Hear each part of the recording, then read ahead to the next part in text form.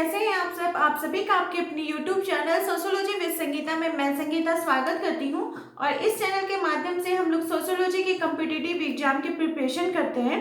अभी जो हमारे क्लासेस चल रहे हैं उसमें हम लोग झारखंड लेडीज सुपरवाइजर का सोशियोलॉजी का सिलेबस कवर कर रहे हैं और साथ ही साथ हम लोग अपने सिलेबस में अपने क्लास में देखेंगे बिहार स्टेट का और झारखंड में जो सहायक आचार्य का आपको 40 नंबर्स का सोशियोलॉजी देखना है उसका क्लास आप लोगों का मॉर्निंग में होगा और जो इवनिंग का क्लास है उसमें हम लोग झारखंड लेडीज सुपरवाइजर का देखेंगे। लेकिन जो क्लासेस आप लोगों के पास आएंगी वो सोशियोलॉजी की कोई भी एग्जाम आप दे रहे हो उसमें आपको बहुत ही ज़्यादा हेल्पफुल होने वाली है। तो आज का क्लास स्टार्ट करने से पहले मैं आप लोगों से बोलूँगी कि जो भी स्टूडेंट्स मेरे क्लास को देख रहे हैं आज के क्लास में आप लोग अपने साथ जरूर पेन और कॉपी लेकर बैठिए, क्योंकि मैं बहुत ही इंपॉर्टेंट क्लास आप लोग का लेने वाली हूँ। और वैसे स्टूडेंट्स जो पेड ग्रुप से जुड़े हुए हैं उनको मैं क्लास फिनिश होने के बाद उनको ये नोट्स प्रोवाइड कर दूंगी। और साथ ही साथ वैसे स्टूडेंट जो पेड ग्रुप से जुड़ना चाहते हैं तो उसका जो प्रोसेस है वो डिस्क्रिप्शन बॉक्स में दिया हुआ है, आप लोग उसको जाकर जरूर एक बार देखिए या फिर जो मेरा कॉन्टैक्ट नंबर है उससे मुझसे जरूर कॉन्टैक्ट कीजिए। तो देखिए आज का जो हमारा क्लास क्या है, तो हमारा जो झारखंड लेडीज सुपरवाइजर का सिलेबस है उसमें आपका यूनिट 8 एंड यूनिट 16 में आपको राजनीतिक व्यवस्था पढ़ना होगा, यानी जो पॉलिटिकल सिस्टम है उसको पढ़ना होगा। तो मैंने आप लोग को बताया था कि हम लोग क्लास को मर्ज करके जो जो इम्पोर्टेंट टॉपिक है उससे रिलेटेड आप लोग को क्लास करवाया जाएगा। तो यहाँ पे आप लोग को कुछ फिगर दिखाई पड़ रहा होगा, तो इसी फिगर पर आज का क्लास आधारित है और मुझे ये पूरी आशा है कि आप लोगों को क्लास हेल्पफुल लगेगी। अगर आप लोगों को क्लास हेल्पफुल लगे तो जरूर अपने दोस्तों को भी शेयर करें और मेरे चैनल पर नए हो तो प्लीज सब्सक्राइब करना ना भूलें। तो देखिए ये जो राजनीतिक व्यवस्था है, ठीक है, पॉलिटिकल सिस्टम है, इसके अंतर्गत हम लोग इनकी थ्योरी को पढ़ेंगे। तो डेविड स्टर्न जी की थ्योरी को पढ़ेंगे। इनकी थ्योरी को, डेविड स्टर्न जी की थ्योरी को। अगर आपको राजनीतिक व्यवस्था से कोई क्वेश्चन निकल कर आता है तो वो डेविड स्टर्न जी का इनपुट आउटपुट मेथड ही होगा। अगर आपको दिखता है कि आगत और निर्गत का जो सामाजिक व्यवस्था का सिद्धांत है किनके द्वारा दिया गया है, तो डेविड स्टर्न जी के द्वारा, या फिर इनपुट आउटपुट मेथड किनके द्वारा दिया गया है, तो डेविड स्टर्न जी के द्वारा। ठीक है, तो इस थ्योरी को समझने से पहले हम लोग समझते हैं कि आखिर राजनीतिक व्यवस्था होती क्या है। तो डेविड स्टर्न जी के अनुसार राजनीतिक व्यवस्था उन अंतःक्रियाओं का नाम होता है जिसके माध्यम से समाज के जो व्यक्ति होते हैं या समाज के जो लोग होते हैं उनके मूल्यों का क्या होता है, साधिकार विनिधान किया जाता है। उनके जो मूल्य होते हैं, उनकी जो मांगे होती हैं, उनको हम लोग क्या करते हैं, जो समाज के द्वारा जो राजनीतिक प्रणाली है उनके द्वारा उनको विनिधान किया जाता है। ठीक है, तो जो भी समाज के मूल्य हैं, तो समाज का जो, और ये जो मेथड है ये किसी एक देश का राजनीतिक व्यवस्था का नहीं है। अगर आप इस मेथड को देखेंगे तो ये आपका कोई भी सोसाइटी ले लीजिए, कोई भी देश ले लीजिए, जितने भी देश की राजनीतिक प्रणालियां हैं वो इसी इनपुट आउटपुट मेथड पर आधारित है। तो ये जो इनपुट आउटपुट मेथड है ये किनका है, डेविड स्टर्न जी का। और देखिए मेरा शुरू से ही जो मेरा क्लास का आप लोग का पास मोटिव रहता है या मोटो रहता है, ये यही रहता है कि मैं आप लोगों तक इतना इजी वे में उस कॉन्सेप्ट को क्लियर करूं ताकि आप लोगों को बुक या सब चीज़ देखने की जरूरत ना पड़े। ठीक है, कम शब्दों में उस चीज को मैं तोड़कर आप लोग के पास लेकर आती हूँ। तो डेविड स्टर्न जी ने क्या बताया कि हर एक जो समाज होता है, हर एक जो सोसाइटी होता है उसका अपना कोई मांग होता है। ठीक है, क्या होता है, मांग होता है। तो वो मांग का जब उसका पूर्ति होता है, तो मांग की पूर्ति कौन करते हैं, तो राजनीतिक प्रणालियां करती हैं। ठीक है, क्योंकि इनको ये अधिकार दिया जाता है। ठीक है, हम चाहते या ना चाहते हुए भी जो व्यक्ति सत्ता पर आधारित है, सत्ता पर वो विराजमान है, उनको ये अधिकार रहता है कि हमारे मांगों को वे पूरा करें। तो हमारी मांगों को जब वे पूरा करते हैं, हमारी मांग क्या होगी, हमारे मूल्य होंगे, कोई भी समाज का, कोई भी सोसाइटी का वो मूल्य हो गया। तो कोई भी समाज या कोई भी सोसाइटी की जो मांगे होती हैं, ठीक है, उसको क्या बोला गया, आगत। आगत मतलब कोई चीज को लेना। तो हम क्या लेना चाहते हैं, कोई भी समाज में किसी भी व्यक्ति की जो मांग होते हैं वो क्या होता है, व्यवहार नियमन का। उन्होंने डेविड स्टर्जी ने 4 प्रकार की मांगों के बारे में बात की है। पहला व्यवहार नियमन, दूसरा सेवाओं वस्तुओं के आधार पर, तीसरा राजनीतिक व्यवस्था में साझेदारी और चौथा उन्होंने सूचनाएं बताई हैं। ठीक है, तो जो भी मांग हम करते हैं यानी क्या कर रहे हैं, हम निवेश कर रहे हैं। ठीक है, तो जो भी राजनीतिक प्रणाली है या फिर हम कह सकते हैं जो भी सत्ता पर आसीन है उनको, वो जब तक हमारी मांगों का पूर्ति नहीं करेंगे तब तक क्या होता है, हमारा जो समर्थन रहता है इनको प्रदान नहीं होता।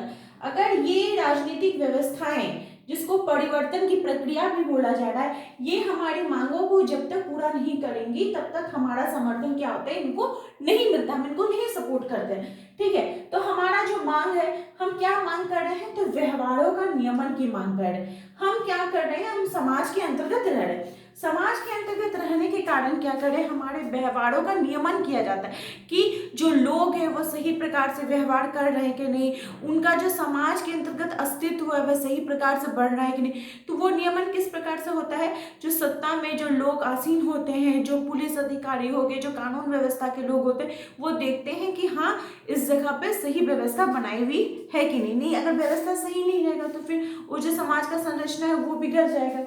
ठीक है, सेकंड है सेवाओं और वस्तुओं के माध्यमों से, अर्थात ये देखा जाता है कि अगर मान लीजिए कोई बेरोजगार है, ठीक है, तो वो क्या चाहता है कि उसको सेवाएं मिले, वो उनको वो चीज की मांग करता है। किससे करेगा, सरकार से करेगा। जैसे अभी झारखंड में मांग की जा रही है कि आप वैकेंसी निकालिए ताकि जो स्टूडेंट है वो उस एग्जाम को पास कर सके, उनको सरकारी नौकरी मिली।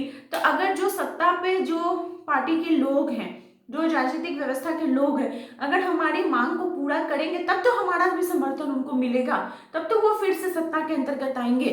ठीक है, तो क्या बोला जा रहा है कि जो भी वस्तुएं वह भी सेवाएं हैं हम चाहते हैं। ठीक है, जैसे सैनिक क्या करते हैं, बॉर्डर पर लड़ाई लड़ रहे हैं, तो अगर उनको उस हिसाब से सेवाएं ना दी जाए, उनका मतलब सही प्रकार से वो ठंड की जगह में है तो उस प्रकार से उनको फैसिलिटी ना दी जाए, तो वो क्या, जो स्टूडेंट्स जो नए नए कैंडिडेट वो सेना में जाना चाहेंगे, वो देखेंगे कि सिर्फ तो वहाँ पे कष्ट हो रहा है, कुछ उनको सेवाएं नहीं मिल रही है। ठीक है, तो ये सब चीजें अपनी मांग की जाती है। फिर है सामाजिक जो राजनीतिक व्यवस्था है, ये राजनीतिक व्यवस्था में साझेदारी, ये जो टॉपिक है आपका, ये तो आपको सोशियोलॉजी में हेल्प करेगा ही, इसमें तो आपका सिलेबस में दिया हुआ है ही। साथ ही साथ ये आपका पॉलिटिकल साइंस का भी बहुत ही इंपॉर्टेंट टॉपिक है क्योंकि उसमें भी आपको ये पढ़ना पड़ेगा। फिर क्या है, राजनीतिक व्यवस्था में साझेदारी, कौन बताएंगे, डेविड स्टर्जी के द्वारा। ये तीसरा क्या है, मांग है। राजनीतिक व्यवस्था में साझेदारी का मतलब हुआ कि समाज के अंतर्गत ऐसे अभी भी बहुत से जाति जनजाति के लोग हैं, कुछ ऐसे विशेष समुदाय के लोग हैं जिनका की राजनीति में जो उनका हस्तक्षेप है वो उस हिसाब से नहीं है, उस हिसाब से अधिकार नहीं है, तो वो चाहते हैं कि हाँ हम भी अपना साझेदारी जो है इस राजनीतिक व्यवस्था में करें, तो इस चीज का भी मांग करते हैं वो।